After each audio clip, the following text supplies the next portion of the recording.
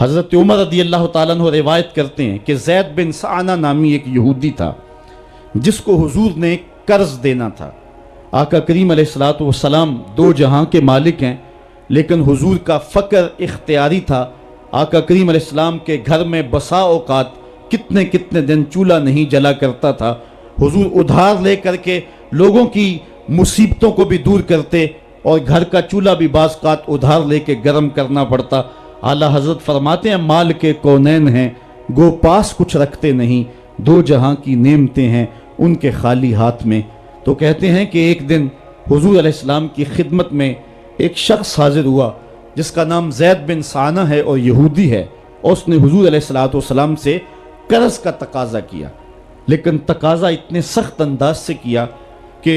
اس نے حضور علیہ السلام کی قمیص کو پکڑ کے کھینچا بھی۔ تو حضرت عمر رضی اللہ تعالیٰ عنہ نے جب دیکھا تو بڑے گھور کے اس کی جانب دیکھا اور اس کو پیچھے ہٹاتے ہوئے کہا کہ تجھے شرم نہیں آ رہی کہ اللہ کے رسول کے ساتھ کیسے سلوک کر رہا ہے اور میں تیرے سامنے موجود ہوں؟ تو حضرت نبی رحمت صلی اللہ علیہ وسلم نے حضرت عمر کو کہا عمر مجھے تجھ سے اس بات کی توقع نہیں تھی۔ ذرا غور کیجئے حضور علیہ السلام کی اس سیرت کے انداز کو۔ ایک شخص آ رہا ہے اور حضور سے سختی کر رہا ہے، ابھی حضور کو قرض لٹانے کی جو تاریخ ہے اس میں بھی 4 دن باقی رہتے ہیں، اور وہ ناجائز سختی کر رہا ہے۔ حضرت عمر رضی اللہ تعالیٰ عنہ نے جب اس کو گھورا اور سختی کی تو حضور علیہ السلام نے فرمایا عمر مجھے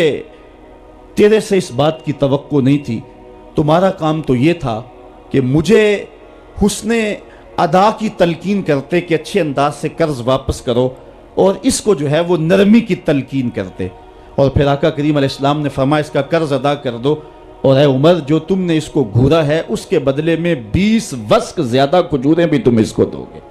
تو زید بن سعنہ نے جب حضور علیہ السلام کی اس سیرت اور اس کردار کو دیکھا، اور حضرت عمر رضی اللہ تعالیٰ عنہ 20 وسق اس کو کھجوریں دے رہے تھے، تو اس نے حضرت عمر کو بتایا کہ میں یہودی ہوں اور میں نے تورات کے اندر نبی آخر الزمان کی شان اور عظمتوں کے بیان کو پڑھا ہے، یہ بات ابھی رہ گئی تھی، باقی ساری نشانیاں میں نے حضور میں دیکھ لی تھی، اب یہ نشانی رہ گئی تھی، آج میں نے یہ بھی دیکھ لی، اور پھر وہ حضور کی خدمت میں حاضر ہو کر اسلام کے دائرے میں داخل ہو کر حضور کا عبدی غلام بن۔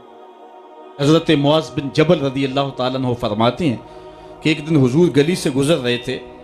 اور میں ایک جانور کی کھال اتار رہا تھا، اور مجھے کھال اتارنے کا طریقہ نہیں تھا، مجبوراً مجھے کھال اتارنا پڑی۔ تو حضور گزرے تو مجھے دیکھا کہ معاذ بن جبل کو کھال اتارنا نہیں آ رہی، تو حضور رک گئے اور آقا کریم نے فرمایا معاذ ٹھہرو ذرا میں تمہیں بتاتا ہوں کہ بکری کی کھال کیسے اتاری جاتی، اور آقا کریم آگے بڑھے اور حضور نے خود جو ہے وہ کھال اتاری، اور پھر مجھے فرمایا معاذ ایسے کھال اتارا کرتے ہیں۔ آج ہم اپنے بڑے پن کو اور اپنی عظمت کو اس انداز سے لوگوں کے سامنے رکھنا چاہتے ہیں کہ ہم جو ہے وہ ٹشو کا ایک ٹکڑا بھی نہیں پکڑ سکتے، اور وہ بھی پکڑانے کے لیے ہمارے پاس ایک خادم موجود ہوتا ہے۔ لیکن آقا کریم علیہ السلام کی زندگی اور حضور علیہ السلام کی سیرت کی سادگی کا حسن اور جمال یہ ہے کہ حضور اپنے کپڑوں کو خود مرمت کر لیتے ہیں اور اپنے دیگر کام خود کرتے ہیں اور بطیب خاطر کرتے ہیں، اور اس میں کوئی چیز اپنے لیے شرمندگی کی محسوس نہیں کرتے ہیں۔ حضرت حسن رضی اللہ تعالی عنہ حضور علیہ السلام کے نواسے بھی ہیں اور آقا کریم علیہ السلام کی صحابیت کا شرف بھی پایا ہے۔ کہتے ہیں کہ کانا یجلس علی الارض، حضور علیہ السلام کی سیرت یہ ہے کہ حضور زمین پہ بیٹھ جاتے تھے، زمین پر بیٹھنے میں حضور شرمندگی محسوس نہیں کیا کرتے تھے، اس کو اپنے سٹیٹس کے خلاف نہیں سمجھا کرتے تھے، زمین کے اوپر حضور بیٹھ جایا کرتے تھے، اور فرماتے ہیں وَيَطْعَمُ، اور زمین کے اوپر بیٹھ کر کے حضور علیہ السلام کھانا تناول فرمایا کرتے تھے۔ حضور کی عادت یہ تھی کہ آقا کریم جب بھی کھانا کھاتے تو حضور جھک کر کے کھانا کھاتے۔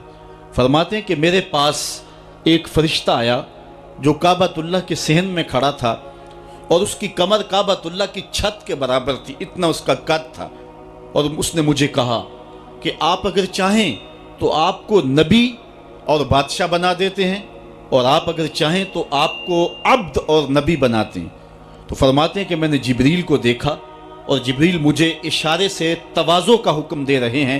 تو میں نے عرض کی کہ میں نبی اور عبد بننا چاہتا ہوں.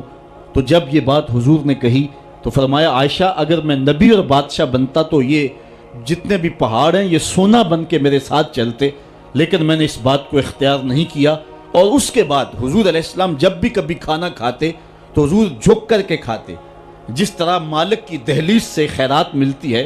اور کوئی خادم اس کو جو ہے وہ شکرانے کے طور پہ جو ہے وہ انتہائی عجز کے ساتھ کھاتا ہے. ساری زندگی حضور نے کھاتے اور پیتے ہوئے تکیہ نہیں لگایا، ہاتھ میں پلیٹ پکڑ کے اکڑ کے یا ٹہل کر کے یا جو ہے وہ بالکل سیدھے ہو کے نہیں، تھوڑا سا جھک کر کے بغیر تکیے کے حضور علیہ السلام کھانا کھانا پسند فرمایا کرتے تھے. اور فرماتے میں اس طرح کھاتا ہوں جس طرح بندے کھاتے ہیں، اور میں اس طرح بیٹھتا ہوں جس طرح اس کے عبد اور اس کے بندے بیٹھتے ہیں. یہ حضور علیہ السلام کا طریقہ ہے. ایک دن آقا کریم علیہ السلام ایک چٹان کے اوپر بیٹھے تھے اور حضور علیہ السلام قدید کھا رہے تھے. یہ خشک گوشت جو کر کے اس کو بعد میں جب پکایا جاتا ہے تو اس کو قدید کہتے ہیں، یا سرید تھی، حضور کھا رہے تھے. تو ایک خاتون وہ گزری